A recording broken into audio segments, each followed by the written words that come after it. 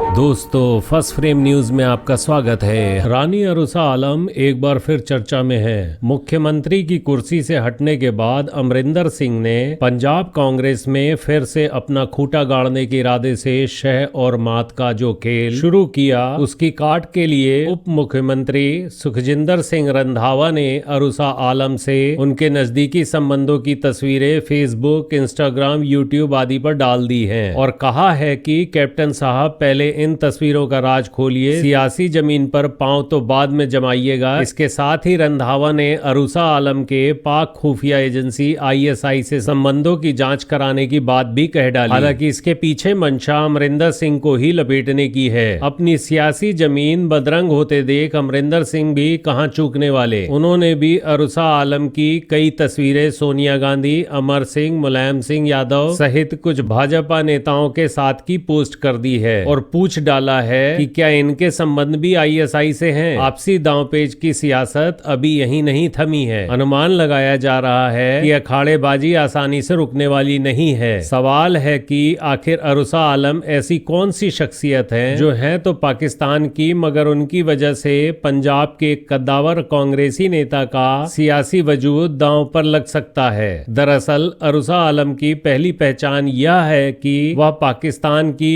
एक मशहूर पत्रकार हैं जो मुख्यतः सेना से जुड़ी खबरें कवर करती हैं। पाकिस्तान में ही उनकी दूसरी पहचान यह है कि पाकिस्तान खुफिया एजेंसी ISI के चीफ फैज हमीद की ऐसी अंतरंग मित्र हैं कि फैज की बेगम ने उन्हें एक बार दोनों को बेडरूम में पकड़ लिया था और इतनी आग बबूला हुई कि अरुसा पर गोली चला दी। उसकी तीसरी पहचान यह है कि अमरिंदर सिंह की इतनी घनिष्ठ गर्लफ्रेंड रही है कि 2004 से लगभग 1.5 दशक तक पाकिस्तान से ज्यादा पंजाब में नजर आती रहीं। उनके रुकने का स्थान भी अमरिंदर सिंह का निवास ही होता था और अमरिंदर सिंह जब CM रहे तो अरुसा उनके सरकारी आवास में ही रहती थी।